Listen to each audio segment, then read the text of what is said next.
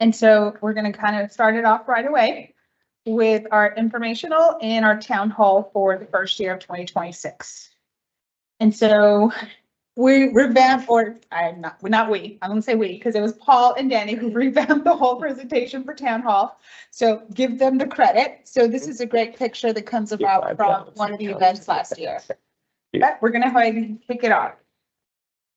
And then our tonight's agenda will be marinated and stuff will be talked about. Welcome and introductions and stuff. And we're going to go ahead and give you some information. We're going to give you some clear updates, the looking ahead stuff that's coming up, February and March calendar, which Danny will talk about and give you details. And then of course, AJ will give you developer updates, and then we'll have some questions and answers at the end of the presentation. So tonight we are going to introduce your board of directors, which right now live, we only have AJ. And as you can see in the pictures, we also have Allison, who's our vice president and treasurer, and then Michael Lobo, who is our secretary. These three gentlemen and the two gentlemen and the young lady are your board of directors for Easton Park Master City. They and us work together to go ahead and manage the whole community. Mm-hmm. So the next item is we have pictures of the community life directors of what we call our community life team. And these are all lovely people, with the exception of the last one. I don't like it, but it is what it is. But you know, this is your community life team, and we're here to help you out help you out with any questions. Mm-hmm. Next thing is our community updates and looking ahead. And if I'm going too fast, please slow me down. We're going to talk about caring for our shared spaces. These are a little bit items that we've done already that are items of completed. The new outdoor cushions added to the patio seatings, they were getting a little bad and the sun was kind of eating them last year. And so we went ahead and got new ones and they've been refreshed. Hopefully that doesn't happen again, that the sun will get worse, but that has happened. There has been some fresh kitty mulch installed at Kiki Park that's already been out there. Nob Hill, Skyland Park, and Cross Park will also have it, and some of them has been installed already. Coming up, we will have new projects that are coming up, and they're already in the works. We will be repainting our courtyard, patio roofs, and posts. Mm-hmm. There will be, again, some repairs to our ADA pool chairs. These have been repaired a couple of times, so we ask that everybody be nice to them and friendly, give them some love, and don't play with them. And I learned a few things today about maybe some alternatives. Yes, we may have better ones. Yep. And they will also have including new covers, so hopefully they'll kind of stay away from the kids. Sometimes they help to jump on them, and so maybe the covers will deteriorate from that. Mm-hmm. And of course, we will do a review and refresh of all our landscaping and common areas. Mm-hmm. Emily, who's sitting on the other side, did you guys know? She is also helping with our community landscaping and helps our facilities. Mm-hmm. They're going out in the community and doing some inspections, looking for any beds that are need refreshing or need additional plants that have been missing, common areas have been asking for. So, as a special reminder, we always try to reduce costs by paper. Everybody knows that everybody has a Vantica account, yet you can also view your statements and everything on your phone, so you don't have to get a physical monthly statement. It is mandatory for us to send them out, but we can send them out through email. So if you prefer your preferences to have email rather than have a physical copy come to your house, that saves postage association, saves paper, envelopes, and those costs. Sometimes it can get pretty high depending on how many statements go out on a monthly basis. So Spark, this year, Danny and Paul have been heading up this area. So Spark, as you know, it's volunteered residents from all here. We actually have a couple of people who've been in the Spark program that are visiting it tonight. And they could be your alumni, have some questions on there, but we are going to head out our fourth year, and they have already selected some people. If you still have any additional questions or like information, Danny and Paul are always available. And sometimes, you know, if you can't find them, Pauline and I can help as well.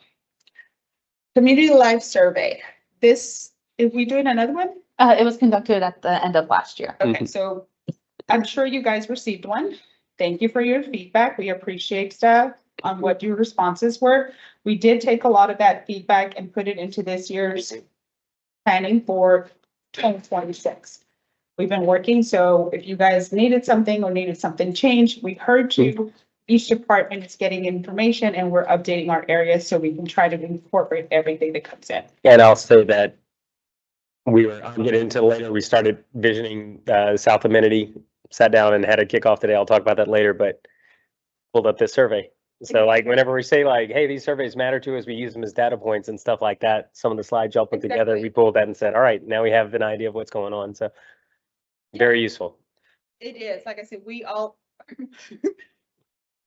provide information. Each of our departments got their portion and we expanded that. We basically got ideas and how to revamp our areas. We listened and maybe make changes to 2026 that you guys have asked for on the feedback of the surveys. The last item I will take on here is the architectural reminder. As everybody has their ACC request, they get completed. We have an ACC committee, as you all know, once a month. You submit your applications. We go through the regular process. Chris will go coming back if you have communications.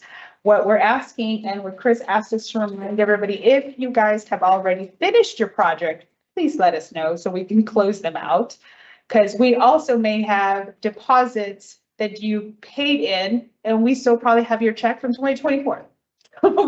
You may want it back, or you may just let us know to shred it. So that's a community reminder out there. Just in case, again, you have questions, you can always reach us out. If we have your payment, please let us know what to do with it at this point. And I'm going to turn it over to Danny now. She will take care of the rest.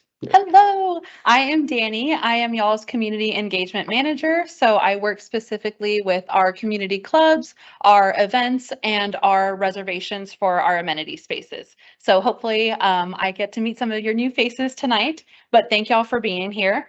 I want to give a little snapshot into our upcoming community happenings. So this month we have a couple of events. We have our Easton Hearts, our signature Valentine's event happening this Saturday. We do hope to see you there. This is, I believe, our 4th rendition of this event, and we are bringing a nice little salsa flair to this one. So we are doing live on-site salsa classes, totally free of charge. You don't need experience. You don't need a partner. Just bring yourself and a good attitude to learn, and it will be a total blast. We also have a bartender that will be slinging cocktails and mocktails all night long. And yeah, it'll just be a great time. So come on out. We hope to see you there.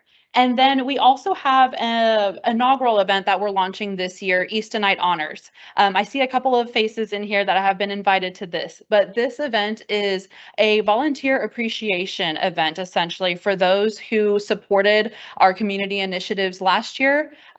We want to give back to y'all and let you know just how important and valuable your support is in creating this healthy community that is Easton Park. So we hope to continue this year over year, and we hope to have participation grow year over year and to just raise a glass to celebrate y'all. So that will be on February 26th. And in order to be invited for next year, you can connect with me on different ways to get involved, either by volunteering for an event or supporting other initiatives like events and different programming throughout the year.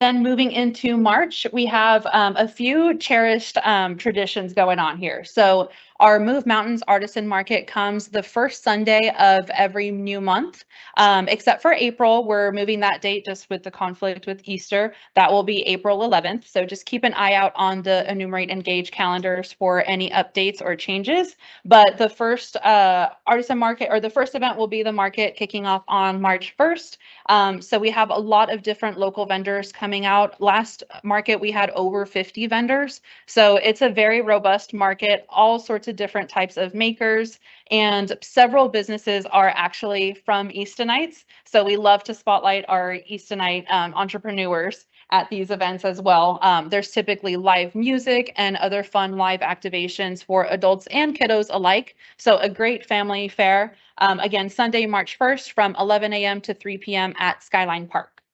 And then moving into Eastcation, this is us bringing spring break right to y'all. And it is not just for the kids. There is something for everyone, and not just humans, pups included. So we kick things off on Friday with our Backyard Brews event. This one is geared more towards the adults, but every event is family friendly. We bring out a live music performer. We have a bartender coming out, and then all sorts of backyard games, and just a very fun laid back hang for everyone. And then moving into Saturday, that's our park and play. That will be at Skyline Park. And we typically have a very fun programming for kiddos to run around and enjoy, adults to picnic or fly kites. It's just a great family gathering outdoors to enjoy our park spaces as well, especially Skyline, which is our gem in our community, of course.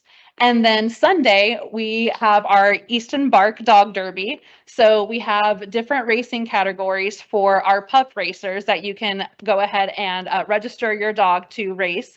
We do little trophies for first, second, and third place. And all sorts of little fun goodies along the way as well. It is the cutest event by far. So if you are a pup lover, whether you have a dog that is going to be racing or not, it is just such a treat to be out there. So please come on out. And that is definitely me in a referee outfit. I obviously had to be a ref for the day, and it was such a good time. So yeah, hope to see y'all there. And then a very important part of programming is obviously giving back. So we partner with We Are Blood, our community blood supplier, for quarterly blood drives. Last year, with our 4 blood drives, Easton Park residents helped to save 204 lives in the Austin area through blood donations. So hopefully that number grows even greater this year. So first one kicks off on Saturday, March 28th. That runs from 10 to 2. They bring out their global donor bus or their mobile donor bus, and we park it just along the side of the building. So walk-ins are welcome, but appointments are strongly encouraged. That sign-up link gets sent out in the Pulse. We typically start advertising about a month out, but it's also live on Enumerate Engage as well. Again, they go live about 30 days out from the actual event. So just check back in there so you can schedule that appointment to donate. But we also took a lot of the feedback that was given during the community survey as far as programming for this year. So another just appreciation to y'all for, we had, I'm not sure if y'all saw on there, but over 500 residents actually responded to that survey. So every discipline has taken to heart that feedback that we received, and we hope that y'all see it in the programming for this year. And with that, I will kick it on off to AJ for some updates. All right. Well, good night, everybody. I'll tell you, I always like to start with a plug for the HOA. They do a fantastic job, and some of the stuff that we had a ACC review where it was apparent that the homeowner didn't realize how accessible this HOA is. Of like, I didn't know where to go for help, and this is you're so privileged to have an HOA that sits on site. So I'm sure y'all all know that. Let all your friends know that and stuff. Whenever people have questions about the HOA, know that they are highly accessible. Like all they got to do is just walk in the front doors and somebody will greet them and somebody will point them towards a person that can get them an answer. So nobody in Easton Park should ever be wondering what the rules are, when things are open, what should they do, how to communicate, things like that. The fact that we have this on-site co-here is pretty awesome. So I always like to say I appreciate all the work y'all do, and you make this community really tick. So I appreciate it. With that said, update on commercials and amenity. So for the parcel south of CVS, I saw on Facebook there was a lengthy post of exactly what's happening there. It's about 80% correct. Going through that, I say Jim ? I mean, that's why we always try to say like, hey, this is what we're hearing and stuff. The group that the developer had been courting for the last 2.5 years decided to pause all of their developments in Texas other than in-flight projects.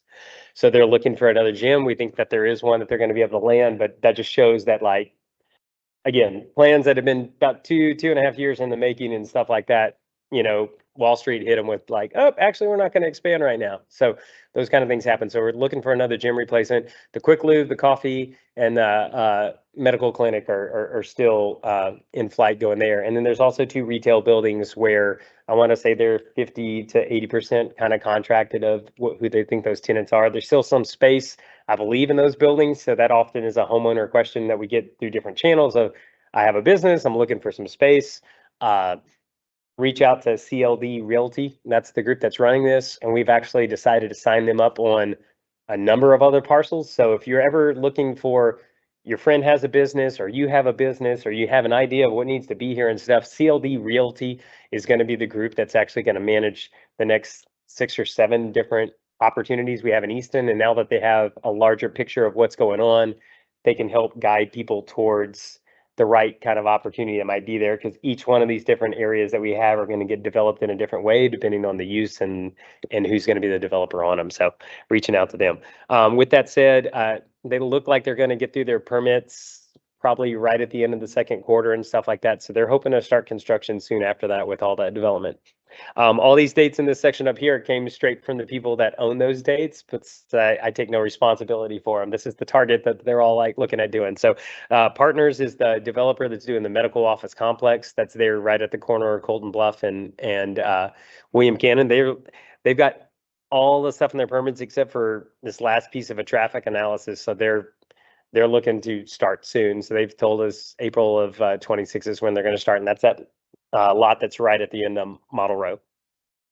Refuel is our first convenience store gas station offering that's out there on the east side near 183. If you've driven by it, you can see that I think they've already gone vertical with stuff. So they're looking at an April opening there. So that's pretty exciting. Or sorry, July opening there. So excited about that. I got a place to swing by and get a Monster on the way out instead of having to go to so many other places. So fantastic there. Enclave Apartments, that's in East Village, which is that development where that refuel sits. That's on the northeast corner. You've seen that they've broken ground on that. They're looking at a Memorial Day 2027 opening of those apartments that are there.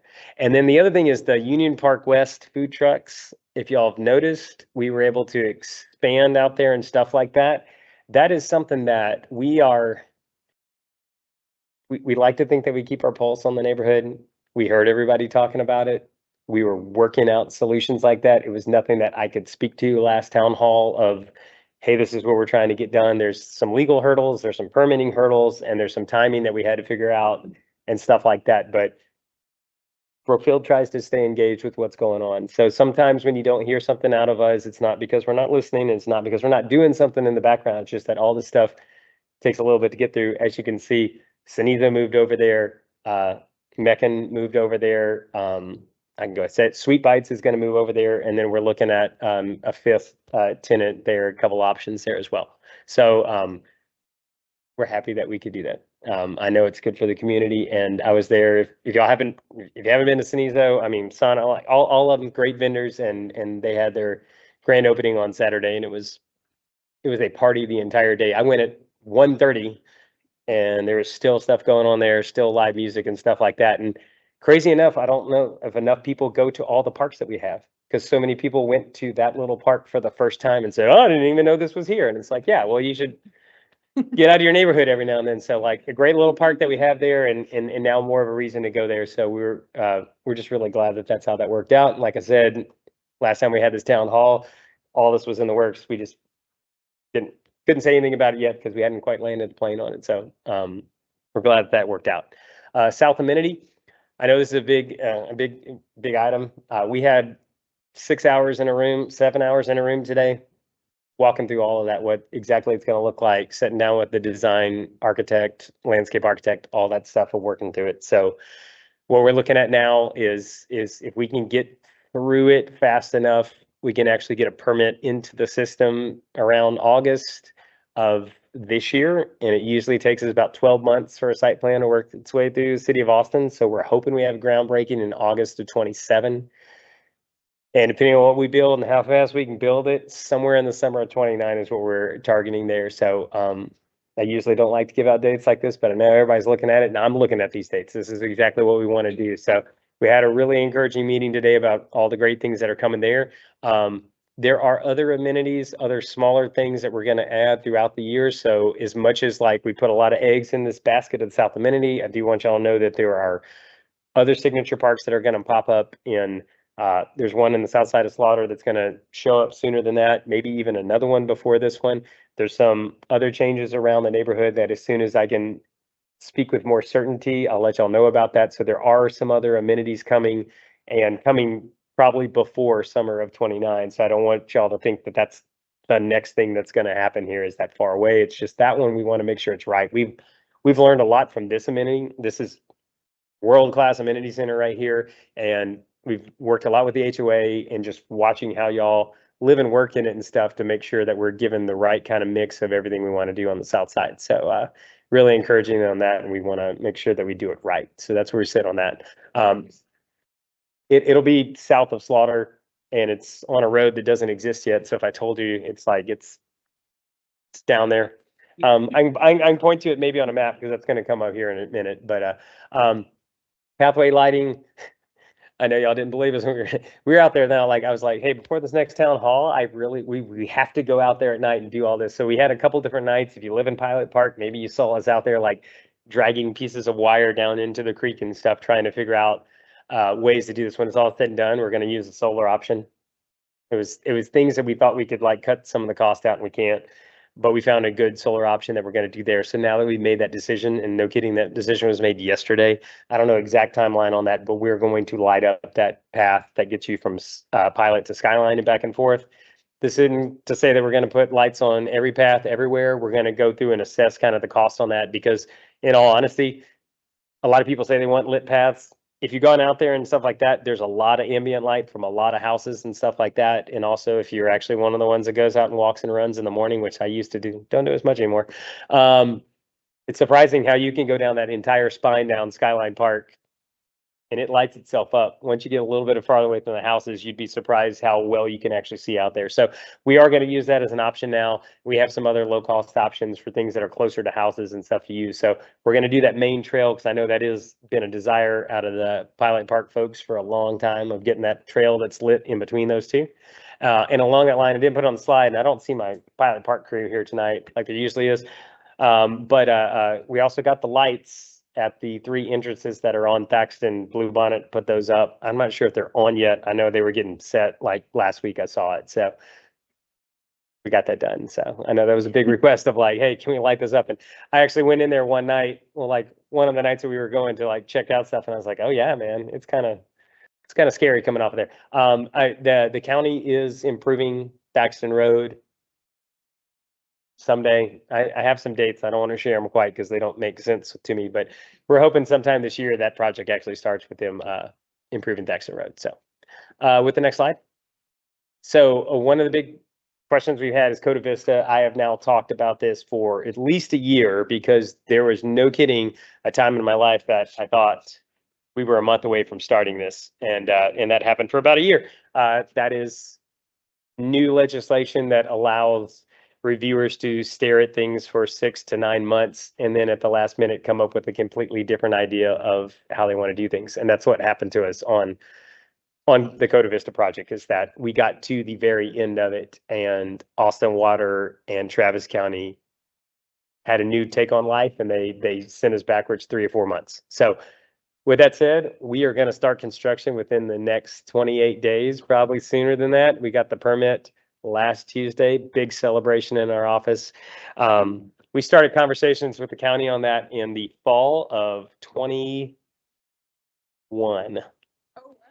So that's what it took to get this connection done. So I know there's a lot of pictures here. You can kind of see some of them are small.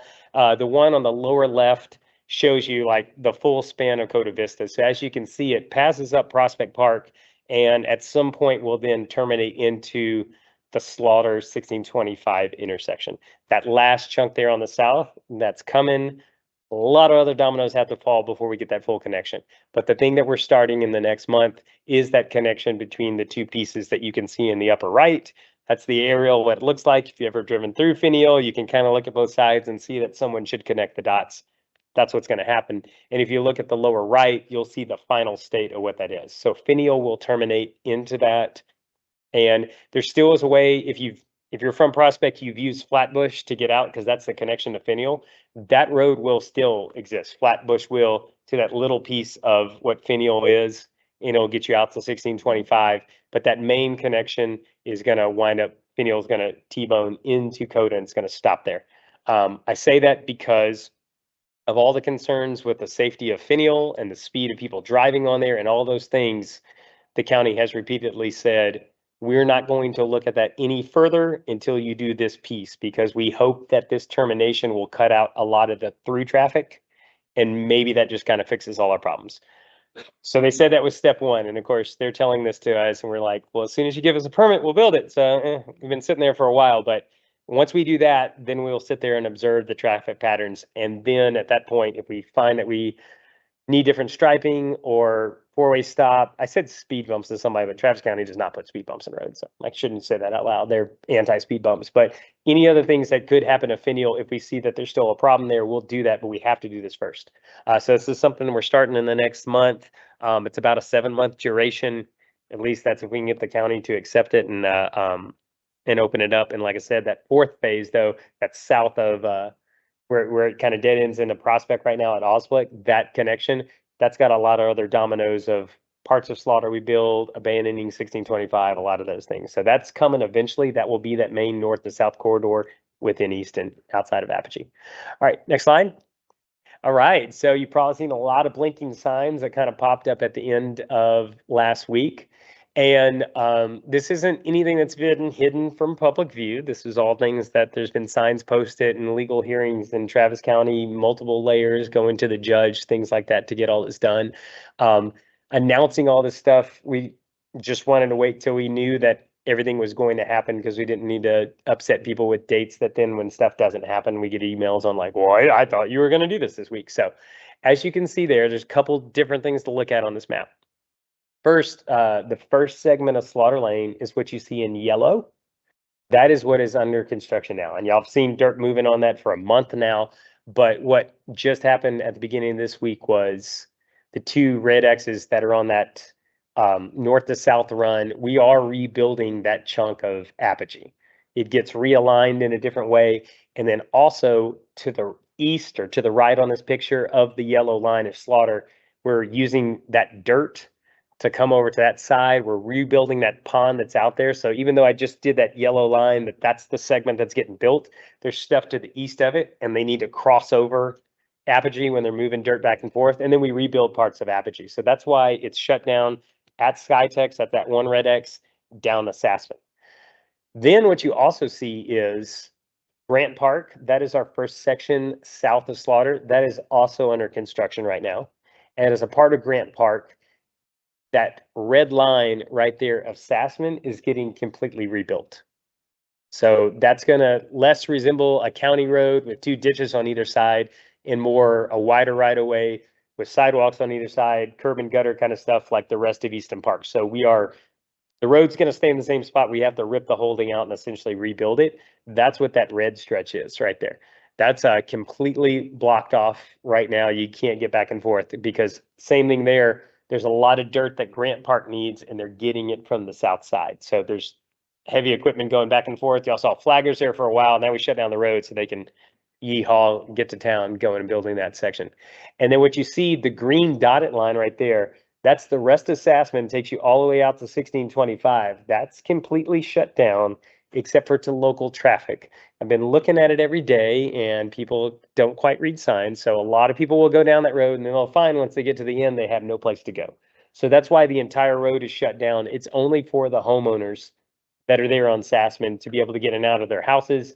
If you're trying to get through there, you will be very frustrated when you travel that mile and then find out that there's no place for you to get out. That's why it's shut down to anything but local traffic. So there's your graphic. Like I said, we didn't want to really put that out there too much more because we couldn't speak to the exact timing of how all this was going to happen. So if you live, I was about to say, if you live in Easton Park, y'all all do. Okay, sorry. But you're going to leave out Colton Buff or William Cannon at this point. There's no leaving out the south side there. And we try to work through options where we could get to it, but the fact that the Grant Park project in Sassman's happening at the same time as Slaughter Lane, it's just how this all worked out and timing wise. So that's what your current picture is going to look like. The Sassman aspect of it is supposed to wrap up by Q4 this year.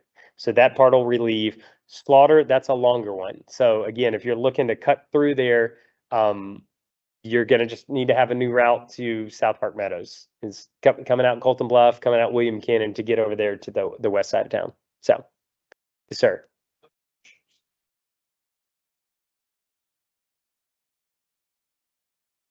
So it's going to be built 2 lanes initially. So essentially it's the northern 2 lanes are going to be built that way. But when it gets to both the intersection on the west side there at Thaxton, and when it gets to the intersection at Apogee, you'll see those 2 lanes break out into 4 lanes so that we build the intersection in its ultimate condition. Once we build all 3 segments of Slaughter Lane, then that'll trigger enough traffic that then we'll come back and we'll add lanes 3 and 4. It'll be just like William Cannon was built, where William Cannon was 2 lanes for a while. Once enough traffic hit it, then you build the other 2 and we turn it into a 4 lane. So it's going to kind of roll out in that same way. And But- for those online, the question was in regard to the part of Slaughter that's being built out. Yep. 2 lanes initially, 4 lanes eventually. And then it's designed for 6 lanes. That's not Brookfield. Like 10 years down the road, if the traffic's there, that's the same with the way William Cannon is. William Cannon is schematically laid out for 6 lanes so that whenever the traffic count gets there, Travis County will come back in at some point and put 2 more lanes on the inside. That's why we have a lot of wide medians, because they kind of, we plan for that. So it's actually designed as a 6-lane road eventually, but even west of us, it's not 6 lanes. So that's more of a future laying it out so that we're not going to homeowners or businesses asking for more right away. We build those outer lanes and we build to the inside. And there was a question here and then question over Yeah. here.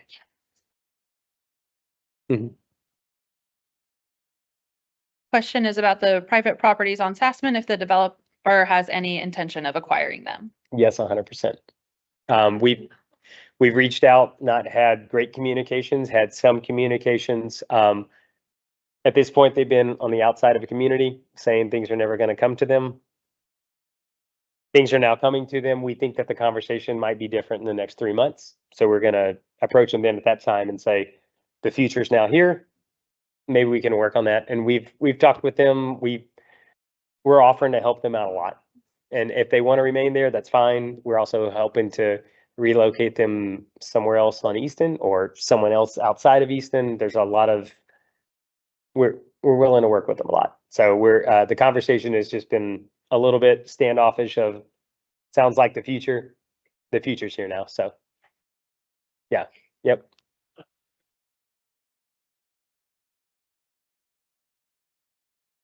Mm-hmm. So the question was, well, it wasn't a question. It was a comment on how much Thaxton Road sucks. Agreed. So the county has had a project to widen that road and replace it since 2021. We think it's going to start in September this year. And so we lobbied real hard for them to scrape off the top and resurface it. I don't know how long ago, it might have been a year ago now that we did that. And the thing is, that was a Band-Aid. That was Brookfield just kind of pressuring them like, hey, y'all got to fix these huge holes. Well, none of the subsurface got fixed, and that's what the soil problem is. So it was a Band-Aid for a while. They now realize it's a problem.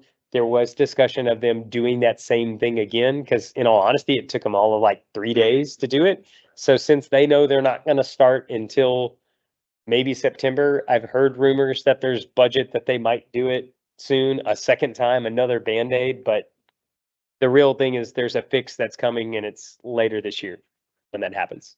So. All right, next slide. I think this is my last one. There's a lot of questions about what's happening just south of William Cannon on either side of Hillock Terrace. People are like, what's happening on the open field in front of BB Living? What's happening at the intersection? So you can see it there. We did sell that property to a group called Wilson Capital. They are developing an apartment complex and they bought both of the lots. You can kind of see it there that the lot on the east side is very small, but they've got a plan there of kind of connecting the 2 pieces of their community into one apartment complex. A lot of that open space north of BB Living is critical and creek and floodplain and all that kind of stuff. So as much as you see that wide open field, there's a very small piece of it that's actually developable. So you can kind of see their layout of what they're looking to do there, but that's going to be apartments. So they closed on that last year. They've been working through their permits and they've been telling us that they hope to get their permits right around June and then start sometime shortly after that. Everything that I've heard from apartments is usually what they're thinking of doing. It happens 3 or 4 months after that at best. But that's the group, Wilson Capital. I'm not sure. I can't remember what name they're marketing it under. But it's going to be apartments that are there, and we're thinking that that's going to start sometime on the second half of this year. Yes, ma'am.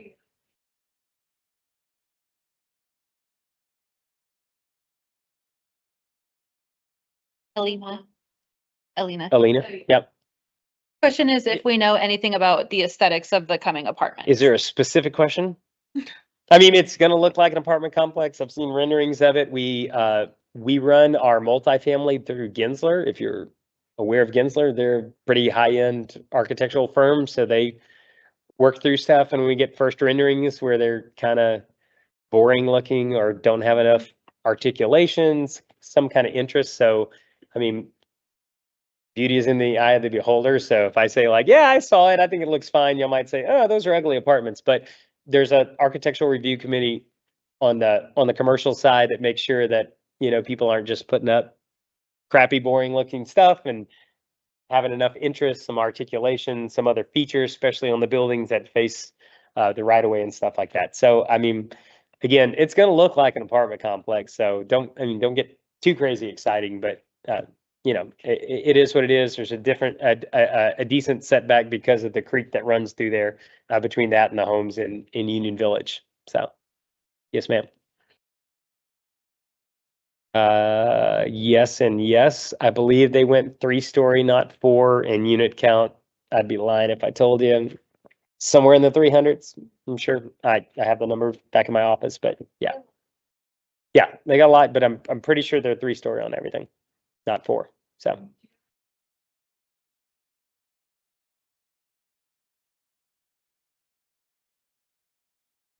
The sense of it is it's owned by it was owned by the Collins family. It's now owned by Milestone for the Collins community. They were hot and heavy. We like to not speak on their behalf because we're not them. I think y'all all noticed that. I think that was what, August, September, that they kind of pulled the plug on things. And when we checked with their engineers to see what they'd say, they said, we're taking a 1-year pause. So it's going to be a mix of a lot. Yeah, I mean, there's houses, they have some, you know, some commercial areas, they have multifamily, they're like us, because their property goes from William Cannon north all the way up to D. Gabriel. So if y'all, you know, if that's the next street that's north of Easton right now, they own that whole area in there. So I mean, it's another community. It's not quite at the scale of Easton Park, but it's a large community. But timelines on that, we try to ask around and try to get inside information of when things are happening, because obviously it's important to us to just know what's happening. And there's a lot of question marks around how they were doing the things they were doing and the timelines they were putting out there. And then one day they just took a pause. So this is not incredibly shocking to us. And I took down the 2 flags and we donated those to VFW so they can properly dispose of them, because those jackasses left those just out there being tattered and stuff. And so the other day I drove by and I was kind of like, hey, we're gonna take the flags down and dispose of them. So anyways, now I've talked a lot about a group that I said I wasn't going to talk about, but we're all sitting by just kind of waiting to find out what the next thing's going to happen north of William Cannon. So, and that's it for me. So our last slide is for just president questions. So if anybody else has anything here, we have a couple online. Just a quick point, for the new food truck park, Mhm. there's one on, by Union Park West. Yeah. Are there any plans, I know when summer hits, to add shade? The question is about the new food truck park near Union Park West, if there are any plans for shade structures. No. There is a shade structure that's there. And now that Cinizo's operating out there, I think they have some of their own umbrellas as well that were out there on some of the extra tables that they put out there. So that's that's the shade that's gonna be there. There's a bunch of trees that, I know that's not the best answer. In future developments, we're putting in more shade structures to help with that, but the goal is on a lot of places or give a chance for some of these trees to grow. So I know in that particular area, we're not looking at putting any new structures over there.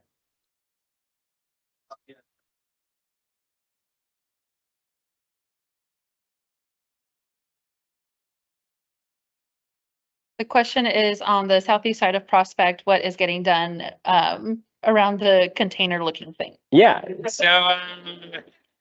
so that's yeah, I'll go ahead and tell you all. I mean, that's a small little pocket park. It was last kind of piece of Prospect. There's that area. We're like, we're gonna do something to it. We're trying to do some things that are a little bit more adult friendly. So we were like, we're not gonna stick another piece of playground equipment out there. This is a play that we are trying out that we think we're gonna roll in a couple different areas of using shipping containers as a cost-effective and very East Austin brewery kind of vibe to it and stuff like that. And we are very happy of how that container has showed up so far. It will get a paint job. There will be I don't know exactly what it's going to be yet, but a small memorial to a very important team member to Brookfield that passed away last year. And it was asked, like, is there some place where we can put something? So we think we're going to paint that, and we think there's going to be some kind of mural or something on that broad side that is something for Charlie. So we're doing that, and there's going to be a little putting green out there. And I think there's like a couple of pull-up bars. And so it's kind of one of those things where we're just like, hey, it's right up next to a house and stuff like that. We just want kind of like a chill area. So this is us trying to try out a couple new plays on some things that are just like, hey, if you just kind of want to hang out, where could you go?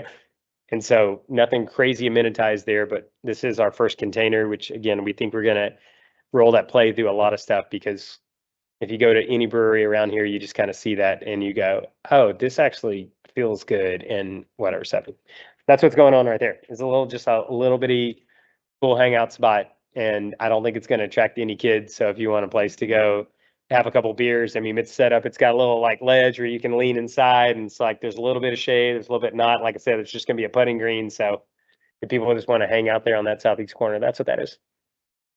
Yep.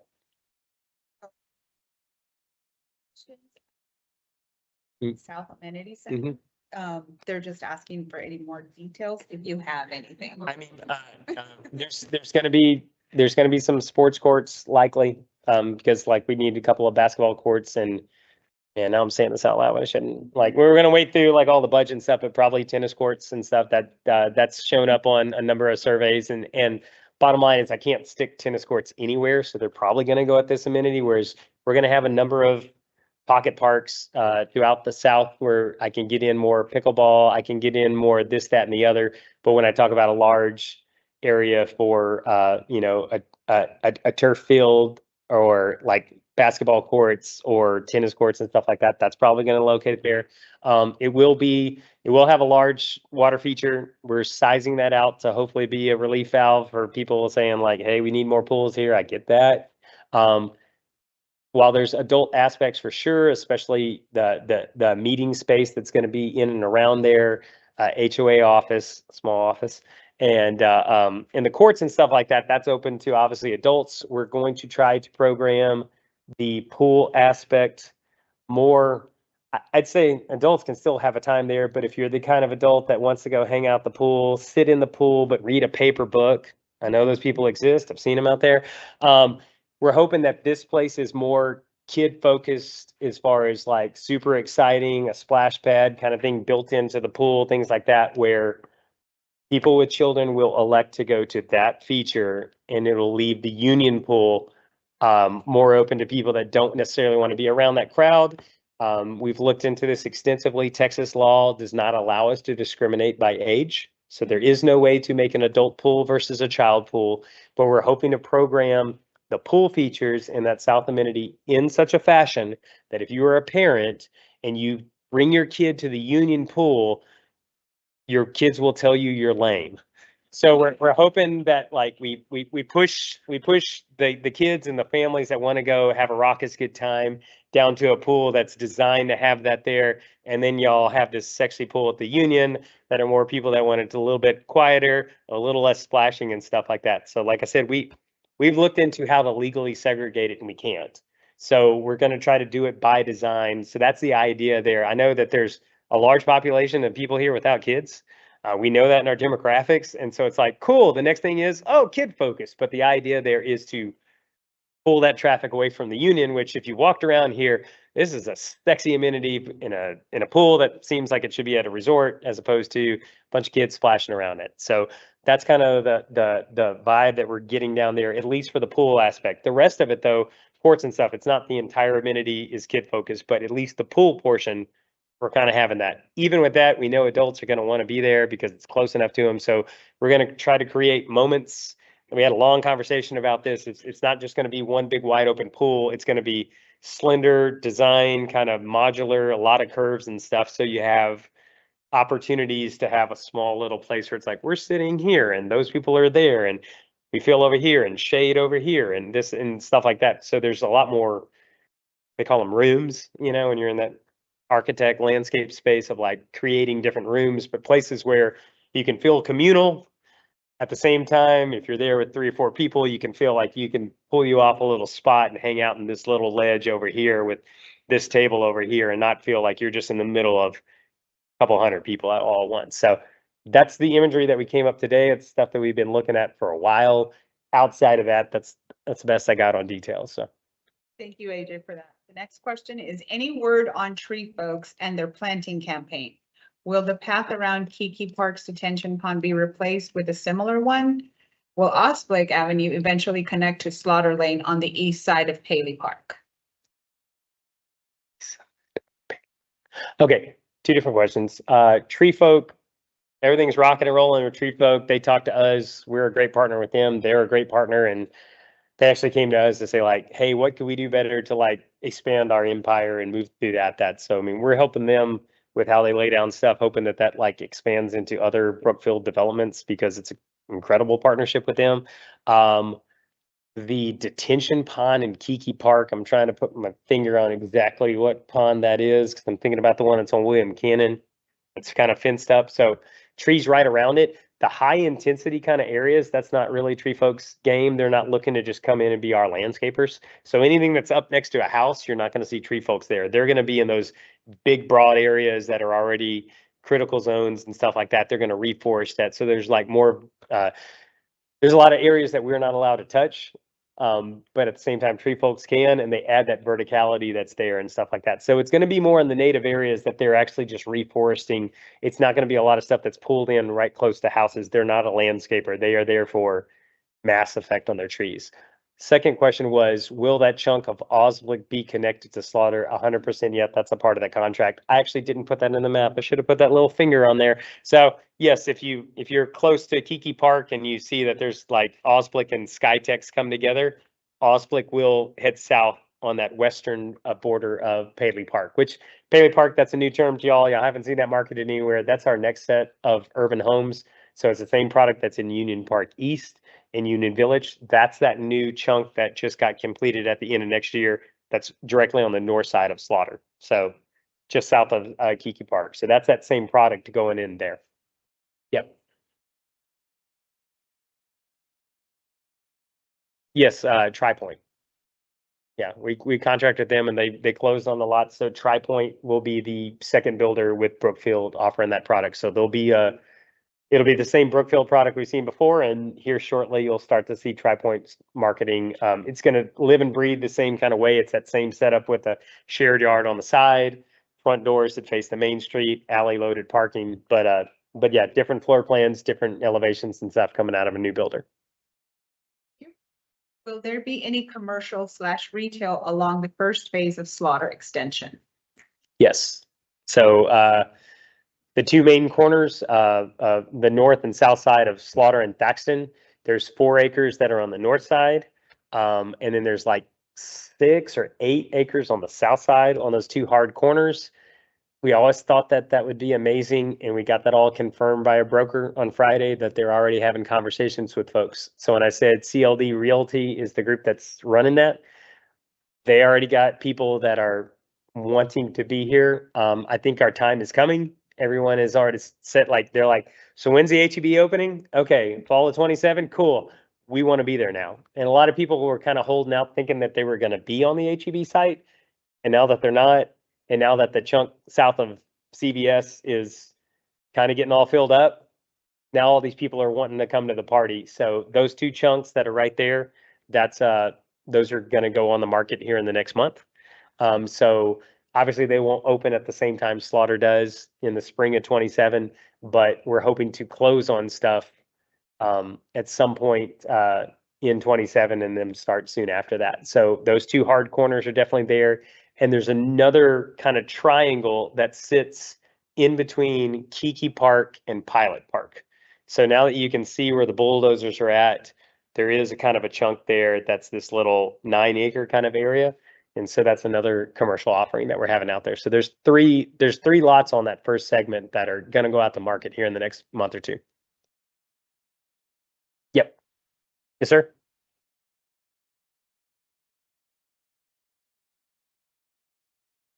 Mm-hmm.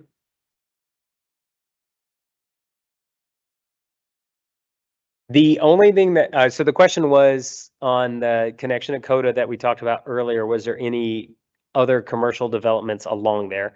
The only thing there is that there is a lot to the east of Nelson Village that currently exists as 1.2 acres, and it's long and slender and basically useless. We are going to do a paperwork exercise where we expand that lot, where we reclassify things, move floodplain, move this, move that and stuff, and turn that into more like 4 acres that then can be used for something. Don't know what that something is. If we can get it to front William Cannon, it becomes a much more lucrative, much more attractive something. If not, it'll be one of those kind of, buyers that is okay not being fronting on William Cannon, but still wants that access to it. So no idea of what that'll be, but same group that we're talking, this broker, they're going to start seeing that as a piece on the chessboard of certain kind of buyers that want to be there. Yes, sir. Yep.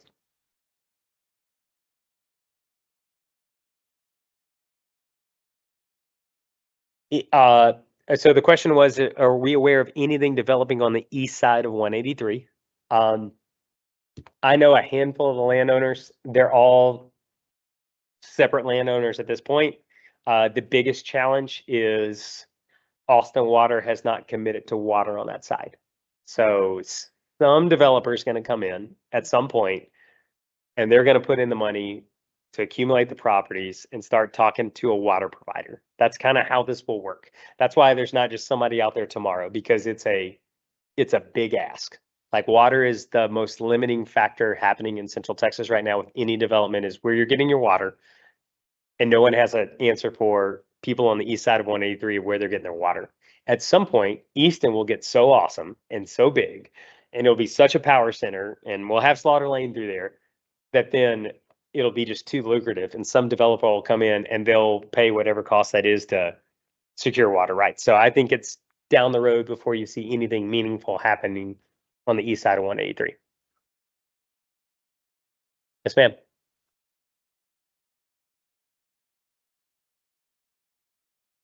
Mm-hmm.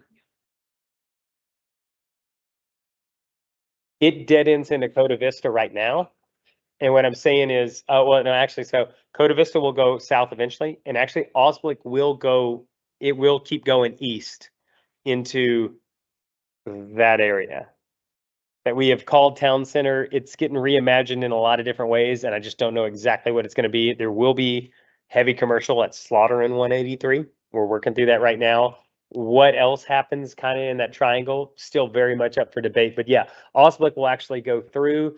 Our intention is not to take it directly through to 183, because we don't necessarily want that to be a finial situation where we have just traffic just as like, hey, get to the highway. So Osblick is going to cross that creek, and then it's going to do something over there, kind of reroute a little bit before it gets to 183, just so we can slow stuff down and have more opportunities over there, but that's all very TBD on what that's going to be. But it will connect to 183 eventually. We have one final question before our time is up, Mhm. but you've already talked a lot about it, AJ. It just says, any insight into new food trucks / restaurants to Easton Park? Food trucks, no. Food truck parks are successful when there's 5 or more around them.